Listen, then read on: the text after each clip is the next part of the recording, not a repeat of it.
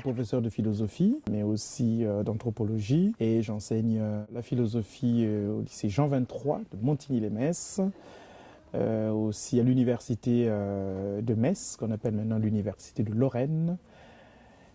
Mais je suis également professeur d'anthropologie à l'École nationale supérieure d'architecture de Nancy.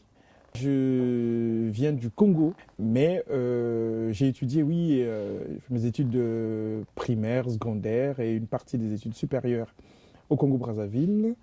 Donc je suis de l'université Marien Ngouabi et c'est de là que je suis venu en France pour poursuivre mes études en Lorraine, très précisément à l'université de Nancy 2, campus lettres et sciences humaines. Mais j'ai toujours habité Metz, voilà. Donc je suis un Lorrain d'adoption, pour ainsi dire. Le monde des livres m'a toujours plu, fasciné, intéressé. Du Congo, d'où je viens, je fréquentais déjà une petite bibliothèque à Nkaï, ma ville natale.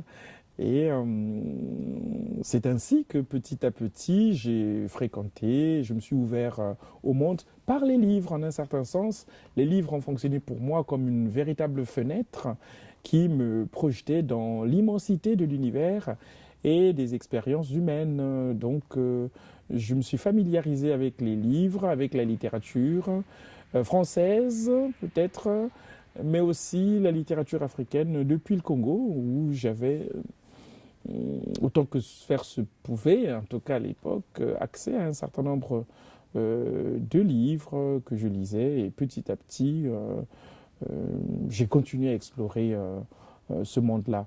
J'aime les livres parce que par les livres, on peut vraiment s'ouvrir au monde, s'ouvrir aux autres et s'ouvrir à de nombreuses autres expériences humaines.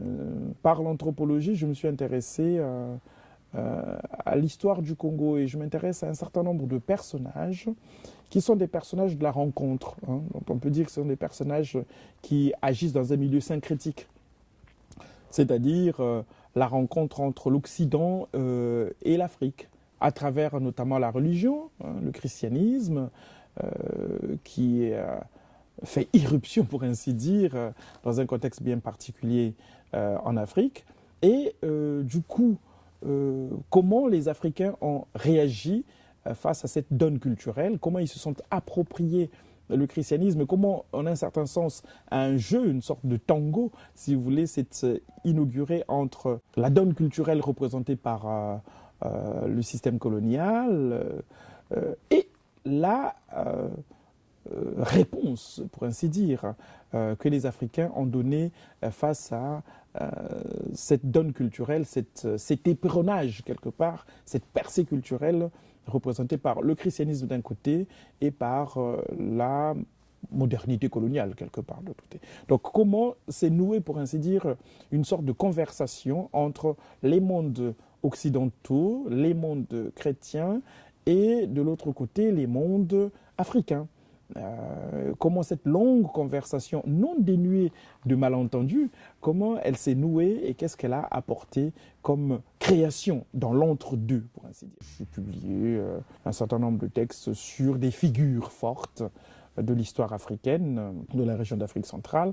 Par exemple, j'ai travaillé sur une jeune fille congolaise d'une vingtaine d'années, qu'on appelle Kimpavita Dona Béatrice, qui est une jeune fille qui a été convertie au christianisme justement, mais qui a voulu produire un christianisme à la congolaise, pour ainsi dire. Donc là, il y a déjà une sorte de travail d'inculturation et ça a créé beaucoup de malentendus au point qu'elle a été brûlée vive à l'âge de 20 ans.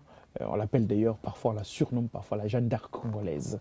L'année 1917, j'ai sorti un livre sur une autre figure, toujours allant un peu dans le même sens, de la confrontation entre l'Occident et l'Afrique, sur un personnage prophétique, pour ainsi dire, qui s'appelle Simon Kimbangu.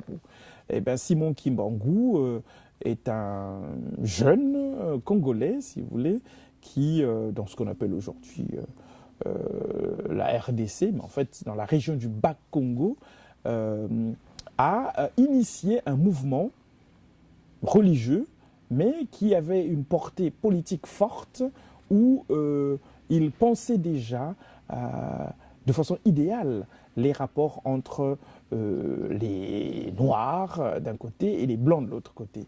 Et dans son message, il prophétisait, alors qu'on était en contexte colonial dur, il prophétisait l'avènement d'un temps où justement la couleur de la peau, par exemple, n'aurait plus d'importance.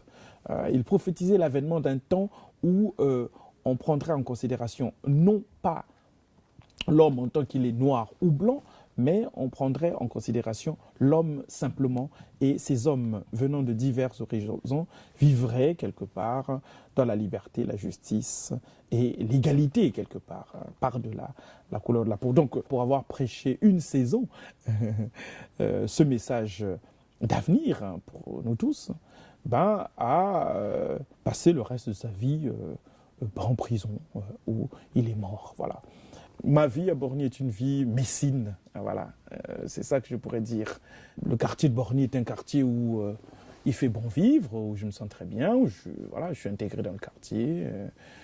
Ce quartier de la ville soit toujours plus intégré à la dynamique plus globale de la ville de Metz. Voilà.